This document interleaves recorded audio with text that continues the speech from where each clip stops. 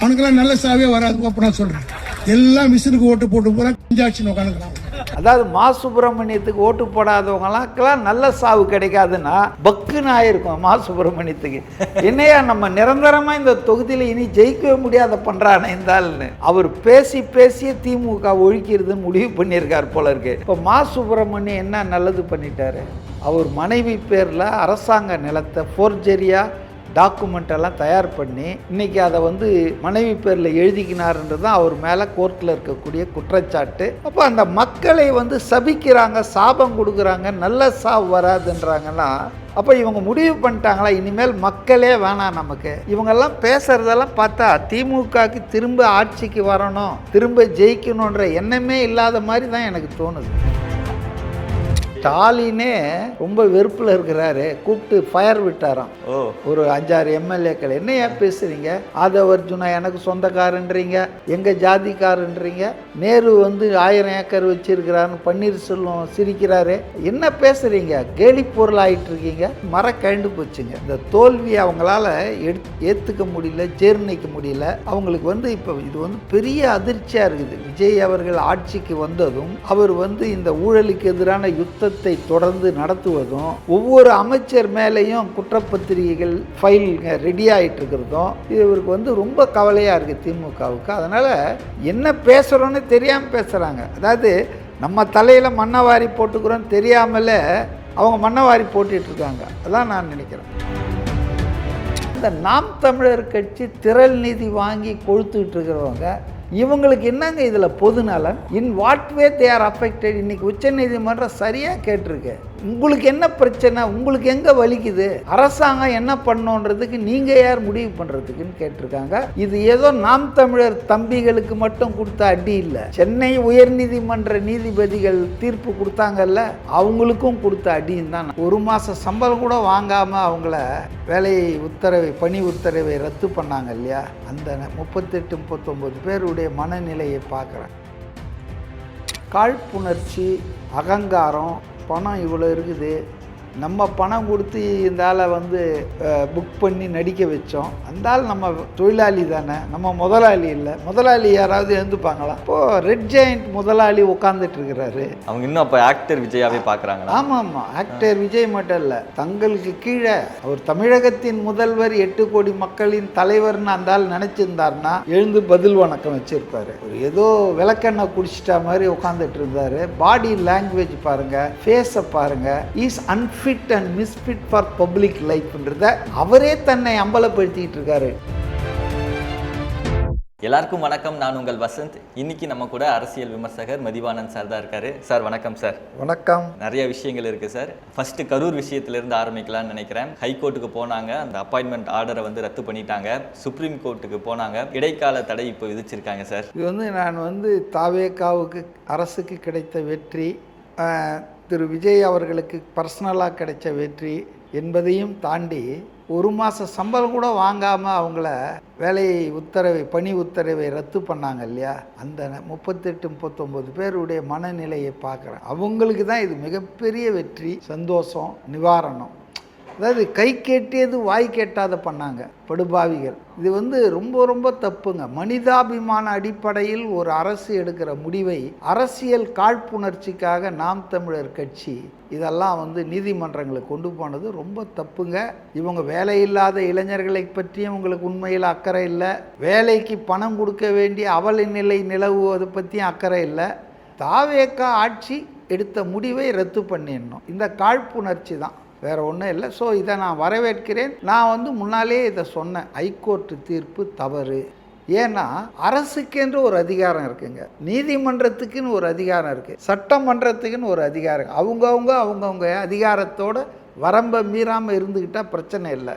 ஒருத்தருடைய அதிகாரத்தில் இன்னொருத்தர் தலையிட்டால் தான் சிக்கல் வரும். அது மாதிரி கோர்ட்டுக்கு ஒரு அரசு விதிமீறல் பண்ணால் தலையிடலாம், யாராவது ஒருத்தர் அதனால் பாதிக்கப்பட்டாங்கன்னா தலையிடலாம். நாம் தமிழர் கட்சிக்கு என்னங்க பாதிப்பு இதில்? இப்போ நான் ஒரு இதுக்காக சொல்கிறேன், வாதத்துக்காக, கம்பேஷனேட் கிரவுண்ட் அப்பாயின்மெண்ட்டுக்காக ஏற்கனவே தமிழ்நாடு அரசு பணியில் இருந்து இறந்த ஊழியர்களுடைய குடும்பத்தின் வாரிசுகள் ஒரு 8000 பேர் காத்துட்டு இருக்காங்க பல ஆண்டுகளாக, வெயிட் லிஸ்டட். அவங்களில் யாராவது ஒருத்தர் போய் கூட என்னங்க நாங்கள் 4 வருஷமாக காத்துட்டு இருக்கிறோம் பல மாவட்டங்களில் அரசு பணிக்காக, இவங்க செப்டம்பர் 27 தான் 2025 இறந்தாங்க, இவங்களுக்கு வந்து 1 வருஷத்துக்குள்ளவே கொடுக்குறீங்களா, எங்களுக்கு பின்னால் வைங்க, don't permit them to jump the queue, வரிசையை மீற விடாதீங்க அப்படின்னு சொன்னாங்கன்னா கூட I can understand the logic behind it. ஆனால் இந்த நாம் தமிழர் கட்சி திரள் நிதி வாங்கி கொழுத்துக்கிட்டு இருக்கிறவங்க, இவங்களுக்கு என்னங்க இதில் பொதுநலன்? In what way they are affected? இன்னைக்கு உச்ச நீதிமன்றம் சரியாக கேட்டிருக்கு, உங்களுக்கு என்ன பிரச்சனை, உங்களுக்கு எங்கே வலிக்குது, அரசாங்கம் என்ன பண்ணோன்றதுக்கு நீங்கள் யார் முடிவு பண்ணுறதுக்குன்னு கேட்டிருக்காங்க. இது ஏதோ நாம் தமிழர் தம்பிகளுக்கு மட்டும் கொடுத்த அடி இல்லை, சென்னை உயர்நீதிமன்ற நீதிபதிகள் தீர்ப்பு கொடுத்தாங்கல்ல, அவங்களுக்கும் கொடுத்த அடின்னு தான் நான் நினைக்கிறேன். நான் உண்மையில் பாராட்டுறேன். உச்ச நீதிமன்றம் மிகச்சரியான இடைக்கால தீர்ப்பு தான் இது. அதாவது உயர்நீதிமன்றம் அந்த பணியாணையை ரத்து செய்தது, அந்த உத்தரவை அவங்க வந்து தடை போட்டாங்க, ஸ்டே பண்ணிட்டாங்க, அவ்வளோதான். ஆனால் இதுலேயே பல விஷயங்கள் அவங்க சொல்லிட்டாங்க. இனி ரெகுலர் கேஸ் நடக்கும், இது இன்டரிம் ரிலீஃப் தான், இடைக்கால நிவாரணம். கேஸ் முடியும் போது நிச்சயமாக நல்ல தீர்ப்பு தான், இதை ஒரு முழுமையான தீர்ப்பாக கொடுப்பாங்க. நீதிமன்றங்கள் வரம்பு மீறக்கூடாது, சம்பந்தம் இல்லாமல் அரசியல் கட்சிகள் காழ்ப்புணர்ச்சியில் அரசின் நல்ல திட்டங்களுக்கு நல்ல முடிவுகளுக்கு தடை போடக்கூடாது அப்படின்லாம் போடுவாங்க. என்னை கேட்டால் இந்த நாம் தமிழர் கட்சிக்கு கோர்ட்டின் நேரத்தை வீணடித்ததுக்காக ஒரு 1 லட்சம் ரூபாய் ஃபைன் போடணுங்க. அது மக்கள் கிட்ட தான் சார் திரள் நிதியாக கேட்பாங்க. ஏன் 10 லட்சம் வாடகை கொடுத்துட்டுலாம் இருக்கிறாரு, அப்புறம் வந்து திரள் நிதி அதுக்கு பண்ணும்போது கோர்ட்டில் போட்டாங்கன்னா அதையும் வாங்கட்டும், தப்பு கிடையாது. இல்லைன்னா இந்த மாதிரி ஒரு பொறுப்பில்லாத தேவையில்லாத அரசியல் பகை உணர்ச்சிக்காக, காழ்ப்புணர்ச்சின்னு கூட சொல்ல மாட்டேன், அரசியல் பகை உணர்ச்சிக்காக திரு விஜய் அவர்கள் ஒரு முடிவு எடுத்துட்டார், அதை தோக்கடிக்கணும். விஜய் இந்த கையில் சாப்பிடணும் வலது கையிலன்னா இவங்கெல்லாம் இல்லை நாங்கள்லாம் இடது கையில் தான் சாப்பிட்ணுன்னு சொல்லக்கூடிய அளவுக்கு மனநோயாளிகளாக மாறி இருக்கிறார். அடுத்ததாக இப்போ டிஎம்கேலேருந்து நேற்று ஒரு பொதுக்கூட்டம் நடந்துச்சு சார். அதில் RS பாரதி அவர்கள் பேசின விஷயம் மக்கள் யாருக்குமே நல்ல சாவே வராது அப்படின்ற, அதாவது திமுகவுக்கு ஓட்டு போடாத மக்களுக்கு, ஓட்டு போடுறவங்க மோட்சத்துக்கு போவாங்க. பாதி பேர் போடல சார், அவங்க வேணான்னு தான் சார் ஒதுக்கிட்டு புதிய ஒரு ஆட்சியை தேர்ந்தெடுத்தாங்க. அப்படி பார்க்கல, அவங்களுக்கும் 1 கோடி பேர் ஓட்டு போட்டிருக்காங்கல்ல தமிழ்நாடு பூரா, 1 கோடிக்கு மேலே. ஓகே, அப்போ அந்த அவங்களுக்கு மோட்சம் கிடைக்கும். RS பாரதி என்ற அவருடைய அந்த தீர்க்க தரிசன பார்வையில் திமுகவுக்கு ஓட்டு போட்டவங்கெல்லாம் மோட்சத்துக்கு டைரெக்டாக போயிடுவாங்க. திமுகவுக்கு ஓட்டு போடாதவர்களுக்கு தான் இவர் சாபம் கொடுக்குறாரு.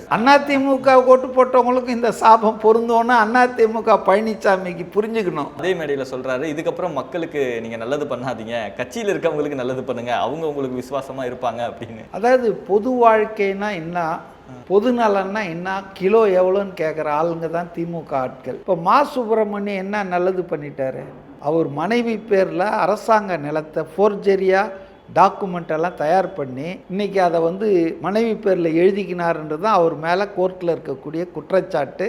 குற்றப்பத்திரிகை பதிவு செய்து நீதிமன்றத்துக்கு இப்போ விசாரணைக்கு தொடங்கியிருக்கு, போகிறாரு. இவர் வந்து என்ன இப்போ மனித குலத்துக்கு சேவையாற்றிய புனிதராயிட்டாரு. 2வது சர்ச்சைக்குரிய அந்த அண்ணா யூனிவர்சிட்டி பெண் பாலியல் வழக்கில் சம்பந்தப்பட்ட பாலியல் குற்றவாளி ஞானசேகரன், அவன் ஒரு திமுகவினுடைய முக்கிய நபர்.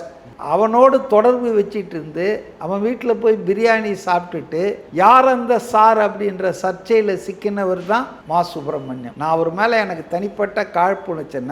நல்ல ஆளு, அவருடைய பகுதியில் நல்லா பப்ளிக் சர்வீஸ் பண்ணியிருக்காரு, மேயராக இருக்கும்போது நல்லா பிரிஸ்காக ஒர்க் பண்ணியிருக்காரு. ஆனால் அது மட்டுமே போதாத, குணம் நாடி குற்றம் நாடி அவற்றுள் மிகை நாடி மிக்க கோளல். மக்கள் அப்படி பார்ப்பாங்கல்ல, இவன் இவ்வளோ நல்லது பண்ணிக்கிறான் ஆனால் இவ்வளோ கெடுதல் பண்ணியிருக்கானே. அப்போ நீங்கள் கெடுதல் பண்ணியிருக்கிறதால தானே உங்களை பல முறை தேர்ந்தெடுத்த, அதே சைதாப்பேட்டையில் உங்களை தேர்ந்தெடுத்தாங்கல்ல மக்கள். அப்போல்லாம் மக்கள் வந்து புனிதர்களா, இப்போ தான் சாபம் கொடுக்குறாங்களா? அப்கோர்ஸ் அவர் சொல்லலை இதெல்லாம், ஏன்னா அவருக்கு தெரியும் திரும்பவும் நம்ம இந்த மக்களை தானே சந்திக்கிறோம். இப்போ RS பாரதிக்கு இதெல்லாம் கவலையே இல்லைங்க, அண்ணா அறிவாலயத்தில் போய் உட்காந்துருவார். அவர் பேசியே திமுக ஒழிக்கிறதுன்னு முடிவு பண்ணியிருக்கார் போல இருக்கு. அவர் இப்படி பேச அதாவது மா சுப்பிரமணியத்துக்கு ஓட்டு போடாதவங்களாம் நல்ல சாவு கிடைக்காதுன்னா பக்குன்னு ஆயிருக்கும் மா சுப்பிரமணியத்துக்கு. என்னையா நம்ம நிரந்தரமாக இந்த தொகுதியில் இனி ஜெயிக்கவே முடியாத பண்ணுறானே இருந்தால்னு. அனுகூல சத்துருன்னு சொல்லுவாங்க, நீங்கள் பார்த்துறீங்களா?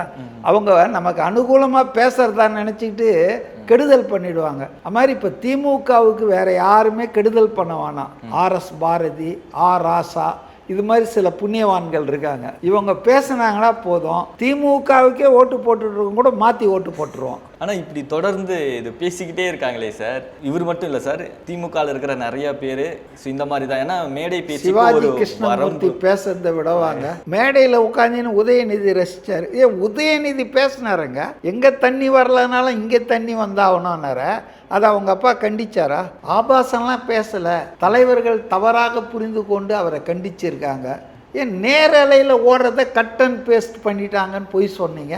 ஸோ திமுக என்பதே சமீப காலமாக மக்களிடம் நட்பெயரை வெகு வேகமாக இழந்துட்டு இருக்குது. இப்போ ராசான்றவர் கூட்டணி கட்சிகள்லாம் வெளியே போனப்போ என்ன ஒரு கவிதை எழுதினார், கட்டியவனை விட்டு விட்டு சுகத்துக்காக கண்டவன்கிட்ட போயிட்டாங்கன்னு கணவனுக்கு துரோகம் பண்ணிட்டாங்க இவங்கெல்லாம். அப்போ ஸ்டாலின் கணவர் திருமாவளவன், பே. சண்முகம், வீரபாண்டியன், காதர் மொய்தீன்லாம் மனைவிகள். இது என்ன மகாபாரதமா, திரௌபதியா?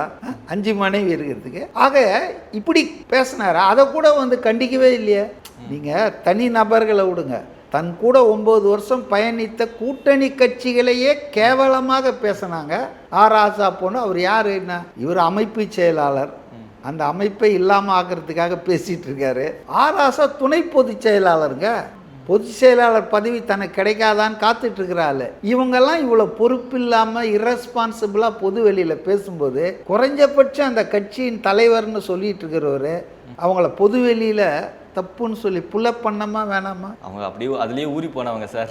அதனால பெருசாக தெரிஞ்சு என்ன பண்ணுறது, திமுகவுக்கு வந்து இது வந்து போதாத காலம்தான் நான் நினைக்கிறேன். அதாவது பட்டக்காலிலே படும் கெட்டக்குடியே கெடும்ன்ற மாதிரி தொடர்ந்து தோல்விக்கு பிறகு அவங்க பேசுகிற பேச்சுக்கள், அவங்க நடத்துகிற விஷயங்கள்லாம் பார்த்தீங்கன்னா, அந்த அனிதா ராதாகிருஷ்ணன், அப்புறம் அந்த மார்க்கண்டேயன் எம்எல்ஏ, இவங்கெல்லாம் பேசுகிறதெல்லாம் பார்த்தா திமுகவுக்கு திரும்ப ஆட்சிக்கு வரணும், திரும்ப ஜெயிக்கணுன்ற எண்ணமே இல்லாத மாதிரி தான் எனக்கு தோணுது. ஏன்னா மக்களை சந்திக்கணும், மக்கள் தீர்ப்பை மறுபடியும் நமக்கு ஆதரவாக பெறணும். ஏன்னா மக்கள் தீர்ப்பே மகேசன் தீர்ப்பு, கடவுள் தீர்ப்புன்னு சொன்னவங்க இவங்கெல்லாம். அப்போ அந்த மக்களை வந்து சபிக்கிறாங்க, சாபம் கொடுக்குறாங்க, நல்ல சாவு வராதுன்றாங்கன்னா, அப்போ இவங்க முடிவு பண்ணிட்டாங்களா இனிமேல் மக்களே வேணாம், நமக்கு மக்கள் ஓட்டு போட்டால் போதும்னு முடிவு பண்ணிட்டாங்களா? மக்கள் வந்து நாளைக்கு நீங்கள் உள்ளாட்சி தேர்தலுக்கு இதை மக்களை தானே சந்திக்கணும். நகராட்சி மாநகராட்சி தேர்தலில் இதே ஆர்எஸ் பாரதி இப்படி பேசட்டோமா, மா சுப்பிரமணியன் தொகுதியில் வந்து பேசுவாரா? அப்போ அவங்களுக்கு வந்து கழண்டு போச்சுங்க. இந்த தோல்வியை அவங்களால ஏற்றுக்க முடியல, ஜீர்ணிக்க முடியல. அவங்களுக்கு வந்து இப்போ இது வந்து பெரிய அதிர்ச்சியாக இருக்குது. விஜய் அவர்கள் ஆட்சிக்கு வந்ததும் அவர் வந்து இந்த ஊழலுக்கு எதிரான யுத்தத்தை தொடர்ந்து நடத்துவதும், ஒவ்வொரு அமைச்சர் மேலேயும் குற்றப்பத்திரிகைகள் ஃபைலுங்க ரெடி ஆகிட்டு இருக்கிறதும், இது இவருக்கு வந்து ரொம்ப கவலையாக இருக்குது திமுகவுக்கு. அதனால் என்ன பேசுகிறோன்னு தெரியாமல் பேசுகிறாங்க. அதாவது நம்ம தலையில் மண்ணவாரி போட்டுக்கிறோன்னு தெரியாமலே அவங்க மண்ணவாரி போட்டுட்ருக்காங்க. அதான் நான் நினைக்கிறேன். இப்போது அசம்பிளியில் கூட லைவ் எல்லாம் வர கட் பண்ண சொல்கிறாங்க சார். லைவ் வேணும்னு கேட்டவங்க எல்லாருமே இப்போ கட் பண்ணிட்டீங்கன்னா கொஞ்சம் நல்லாயிருக்கும் அப்படின்ற வேண்டுகோள் வைக்கிற அளவுக்கு போயிட்டாங்க. ஏன்னா அம்பலமாகறாங்கல்ல. இப்போ மக்கள் வந்து முந்தி மாதிரி இல்லைங்க. முந்தி அப்பாவு வந்து எடிட் பண்ணி ஒன்லி முதல்வர் பேசுறது, துணை முதல்வர் பேசுறது, அதை மட்டும் போட்டு எதிர்கட்சிகள் பேசுறது அதெல்லாம் காட்ட மாட்டாங்க. ஆனால் இன்றைக்கி அப்படி இல்லை. 10 மணிக்கு ஆரம்பிச்சதுன்னா முடிகிற வரைக்கும் போயிட்டே இருக்கு. ஏதோ சீரியல் பார்க்குற மாதிரி உட்காந்து பார்த்துட்டு இருக்காங்க. அதனால் அம்பலம் ஆகிறாங்க. நம்முடைய பிரதிநிதி வந்து தேர்ந்தெடுக்கப்பட்ட பிரதிநிதி என்ன பண்ணுறாரு சட்டசபைக்கு உள்ள, வெளியே என்ன பண்ணுறாருன்னு அவங்களுக்கு தெரியும் ஏற்கனவே. உள்ளே என்ன பண்ணுறாரு, கொரட்டை விடுறாரா, தூங்குறாரா, இல்லை அசிங்கமாக பண்ணிகிட்டு இருக்கிறாரா, பேசுகிறாரா பார்க்குறாங்கல்ல. மக்கள் பிரச்சனையை பேசுகிறாங்களா, இல்லை தலைவர்களுக்கு துதி பாடிட்டு இருக்காங்களா? இப்போ அம்பலம் ஆகுறாங்கல்ல. யாராக இருந்தாலும், நான் திமுகன்னு இல்லை, அண்ணா திமுக, ஈவன் தாவேக ஆட்கள் தப்பு பண்ணால் கூட அவங்களும் அம்பலம் ஆகிடுவாங்க. ஏன்னா இது ஒன்றும் சென்சார் பண்ணி காட்டுறது இல்லை. As it is where it is, உள்ளது உள்ளபடி நடக்கிறத அப்படியே காட்டுது, அப்படியே பார்க்குறாங்க லைவில். அதனால் வந்து இது தொடரணும்னு நான் நினைக்கிறேன். தொடர்ந்தாதான் மக்களுக்கு ஒரு அரசியல் புரிதல், அரசியல் ஒரு நாலேஜ் இம்ப்ரூவ்மெண்ட்டு எல்லாம் வரும். இது வரணுன்ற டெமோக்ரஸின்னு இது ஒரு பார்ட்டு தாங்க. பிபிசியில் ஒரு சேனலே டெடிகேட் பண்ணுவாங்க. பார்லிமெண்ட் செஷன் இருந்ததுன்னா ஆரம்பத்துலேருந்து முடிகிற வரைக்கும் விரும்புகிறவங்க அதை பார்த்துட்டே இருப்பாங்க. அதனால் நான் பார்ப்பேன் அடிக்கடி. நான் பையன்கிட்ட போகிறதால பிபிசியில் போட்டு பார்ப்பேன். அந்த செஷன் இருந்தால் ஃபுல்லாக கம்ப்ளீட்டாக லைவ் ரிலே பண்ணுவாங்க. அதான் பிரிட்டிஷ் தாங்க வந்து டெமோக்ரஸினுடைய கிரேடல். அவன் சொல்லி கொடுத்துட்டு போனதான் இன்றைக்கி நம்ம நாட்டில் வந்து பார்லிமெண்ட்ரி டெமோக்ரஸி இருக்குது. அதனால் இதை வந்து யார் கேட்டுக்கொண்டாலும் விஜய் அவர்கள் அதுக்கு இடம் கொடுக்கக்கூடாது. நல்ல ஒரு புரட்சியை துவக்கி வைத்திருக்கிறார். இது ஒரு அரசியல் புரட்சிக்கு துவக்கம். எல்லாம் பார்க்கணும். ஜென்சி, ஆல்ஃபா எல்லாரும் பார்த்து அவங்க அரசியலை புரிஞ்சுக்கிட்டோம். வேற யாரும் ஸ்பூன் ஃபீடிங் பண்ண வேணாம். இப்போ எல்லாரும் அடிக்ட் ஆயிட்டாங்க சார். ஒரு 4 நாள் இப்போ அசம்பிளி இல்லாததுனால என்னடா அசம்பிளி இல்லையே அப்படின்ற மாதிரி எல்லாரும் வருத்தப்பட ஆரம்பிச்சிட்டாங்க. அந்த அளவுக்கு மக்கள் எல்லாருமே அந்த அசம்பிளியை பார்த்து பழகிட்டாங்க. இருந்தாலுமே ஒரு முதலமைச்சர், தமிழ்நாட்டோட முதலமைச்சர் வந்து எல்லாருக்கும் வணக்கம் வைக்கிறாரு. இவரு கொஞ்சம் அப்படியே கெத்தா உட்கார்ந்துக்கிட்டு இருந்தாரு. அதுக்கு நிறைய விமர்சனங்கள்லாம் வந்துச்சு. ஒரு பேசிக் மரியாதை கூட கொடுக்க மாட்டாங்க அப்படின்னு. இல்லை, அது பேசிக் மரியாதைன்னு இல்லை. காழ்ப்புணர்ச்சி, அகங்காரம், பணம் இவ்வளோ இருக்குது, நம்ம பணம் கொடுத்து இந்த ஆளை வந்து புக் பண்ணி நடிக்க வச்சோம். அந்த ஆள் நம்ம தொழிலாளி தானே, நம்ம முதலாளி இல்லை. முதலாளி யாராவது எழுந்துப்பாங்களா? முதலாளிகள் எழுந்துக்க மாட்டாங்க, தொழிலாளிகள் தான் எழுந்துப்பாங்க, வணக்கம் தெரிவிப்பாங்க. அப்போது ரெட் ஜெயண்ட் முதலாளி உட்காந்துட்டு இருக்கிறாரு. அவங்க இன்னும் அப்போ ஆக்டர் விஜயாவே பார்க்குறாங்க. ஆமாம் ஆமாம், ஆக்டர் விஜய் மட்டும் இல்லை, தங்களுக்கு கீழே அவர் தமிழகத்தின் முதல்வர், 8 கோடி மக்களின் தலைவர்னு அந்த ஆள் நினச்சிருந்தாருன்னா எழுந்து பதில் வணக்கம் வச்சுருப்பாரு. அவர் ஏதோ விளக்கெண்ணெய் குடிச்சிட்டா மாதிரி உட்காந்துட்டு இருந்தார். பாடி லாங்குவேஜ் பாருங்கள், ஃபேஸை பாருங்கள். இவர் ஏதோ சொத்து தகராறுல அவர் சொத்தை இவர் பறிச்சிட்டா மாதிரியும் அப்படிதான் முகத்தை திருப்பிக்குவாங்க. அந்த மாதிரி தான் இருந்தார். இதெல்லாமே டிவியில் பார்க்குறாங்கல்ல ஜனங்க. இப்போ இதை விஜய் போய் சொல்லவானா என்னை இப்படி அவமானப்படுத்துகிறாங்கன்னு, அவங்களே பார்த்துட்டு பேசுவாங்க. என்ன இந்த ஆளுக்கு ஒரு அவை நாகரிகம், பண்பாடே தெரியல. தமிழர்றாங்க, தமிழர் நாகரிகம் என்ன, விருந்தோம்பல் என்ன? ஒரு ஆள் வணக்கம் சொன்னால் நம்ம வணக்கம் சொல்லணும். இந்த ஒரு பேசிக் டீசன்சி கூட இல்லாதவர் is unfit and misfit for public லைஃப்ன்றத அவரே தன்னை அம்பலப்படுத்திக்கிட்டு இருக்காரு நாளும் பொழுதும். தஞ்சாவூரில் பேசுறது, தண்ணி வர்றதை பற்றி, அப்புறம் வெளியே போய் நின்று அவர் வாய் முகூர்த்தம் ஒரு மனைவி கணவனை தேடுகிறார்னு தப்பாக சொன்னார். நல்ல வேளை அந்த அம்மா தப்பாக உணர்ந்து இன்னைக்கு வந்து ஒன்றா ஆயிட்டாங்க. ஸோ இதே மாதிரி அவர் பண்ணிக்கிட்டு இருக்கட்டும். நிச்சயமாக அந்த கட்சி வந்து இன்னும் கரைஞ்சிட்டு போயிடும். தலைவரும் சரி, தலைவர்களோட சீடர்களும் சரி, அவங்க பண்ணுற விஷயங்கள் எல்லாம் இப்போ அப்படியே அம்பலப்படுத்தி வெளியே வந்துக்கிட்டு. ஸ்டாலினே ரொம்ப வெறுப்பில் இருக்கிறாரு. கூப்பிட்டு ஃபயர் விட்டாராம் ஒரு 5-6 எம்எல்ஏக்கள். என்ன ஏன் பேசுகிறீங்க? ஆதவர்ஜுனா எனக்கு சொந்தக்காரன்றீங்க, அவர் மாமனார் எனக்கு ஃப்ரெண்டுன்றீங்க, எங்கள் ஜாதிக்காரன்றீங்க. நேரு வந்து 1000 ஏக்கர் வச்சிருக்கிறான்னு பன்னீர்செல்வம் சிரிக்கிறாரு.